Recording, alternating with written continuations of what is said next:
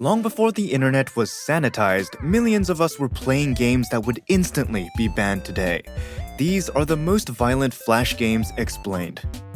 Madness Combat 2002. In 2002, Madness Combat came, which blew the boundaries of browser animation. The creator Crinkles realized something brilliant that traditional game developers completely ignored. They knew bored kids in computer labs didn't care about complex narratives, deep stories, or detailed art. So he stripped it all away and made a faceless stick figure named Hank. The whole gameplay was an ever-expanding arsenal of weapons, with one objective: kill absolutely everything on the screen. But this was a rhythmic, calculated dance of destruction. The animation was so blisteringly fast and fluid that it completely ruined our expectations for what a simple Flash game could be. Violence was the choreography.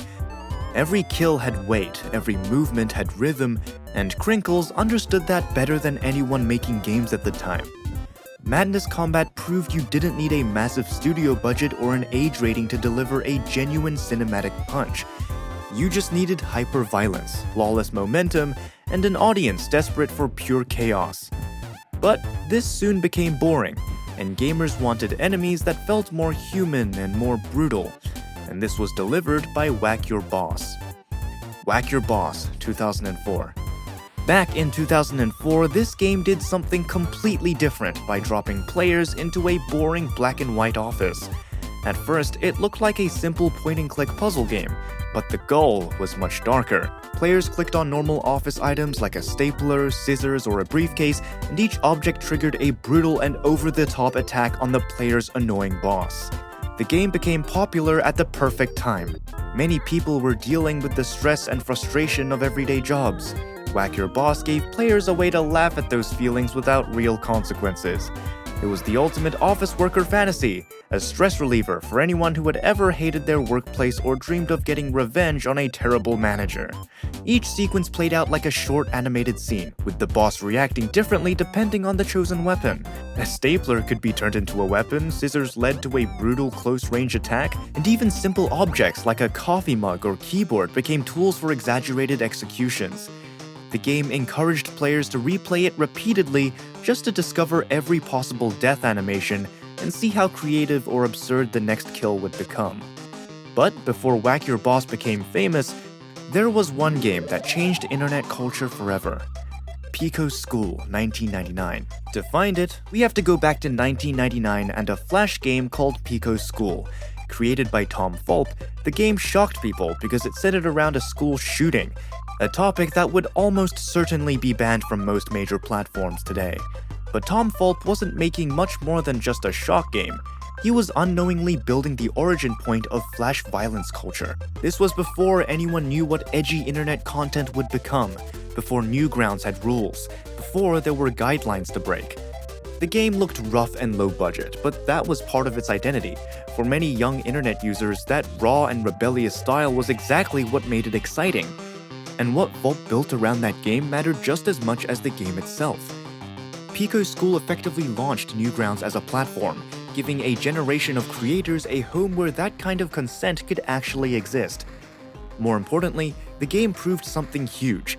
One person with a computer and Flash software could create a game without needing approval from publishers or corporations. Pico School showed that the internet could become a place where creators ignored traditional rules and censorship. That rebellious energy helped shape the edgy humor and shock culture that would dominate the early internet for years to come. While games like Pico School pushed controversy, some Flash creators focused on pure chaos. Skull Kid 2002. In 2002, that's exactly what Skull Kid did. The game had almost no story and no deeper message. You played as a rough-looking character with a skull face and a chainsaw, charging endlessly to the right while destroying everything in sight. Office desks exploded and workers ran in panic. The screen was covered in blood in a messy, cartoonish style that looked like it had been drawn in MS Paint. And it racked up 25 million plays doing exactly that. What made Skull Kid memorable was its non-stop momentum. There were no puzzles to solve or strategies to learn. Players just held down a key and tore through level after level of destruction. chainsaw through the office, upbeat music blasting, the whole thing feeling like it was designed specifically to be played loud on a school computer at full volume. But there's something else worth knowing about Skull Kid. The creator went by courted, and he passed away in 2013. Newgrounds memorialized him on the front page, a rare tribute that said everything about how that community valued its own. The game became highly popular due to its simplicity because it didn't care about realism, storytelling, or moral lessons. It was short, violent, and instantly satisfying, just like the next Flash game. Happy Tree Friends, 2000.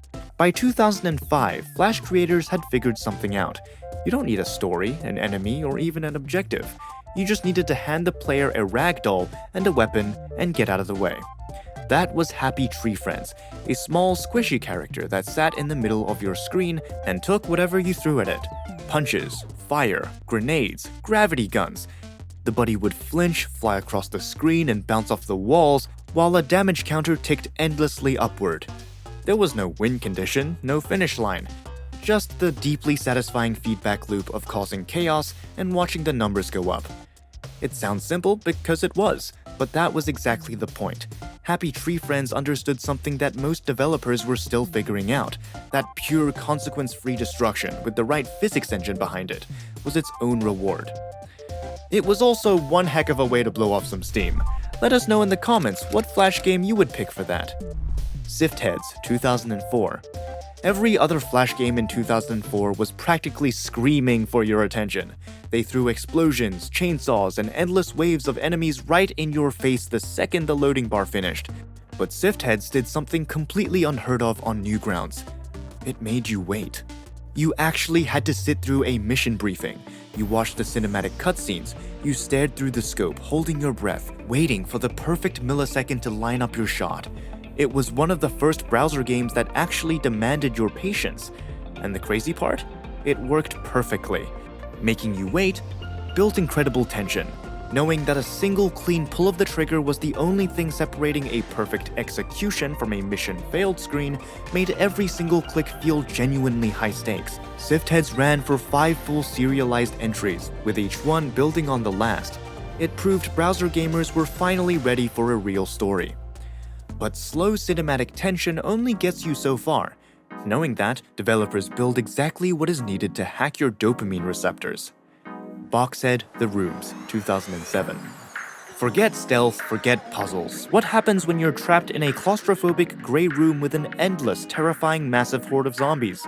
You get Boxhead The Rooms.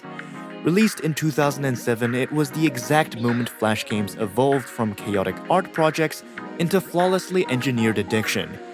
It abandoned the edginess for the ultimate gameplay loop. You start with a pathetic, slow-firing pistol. You panic. The zombies multiply. But as you rack up kills and push that massive red combo multiplier higher, the game rewards your survival with absolute devastation.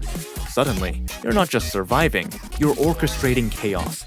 The panic of getting backed into a corner is replaced by the white-knuckle thrill of laying down a literal minefield of explosive barrels, baiting 100 zombies into a choke point and wiping half the screen in a single, glorious frame-dropping fireball.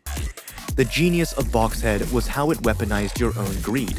You always thought you could survive just one more wave. You'd risk getting surrounded just to keep that combo meter flashing, desperately trying to unlock the minigun before the fast-moving Red Devil enemies spawned in and completely wrecked your strategy.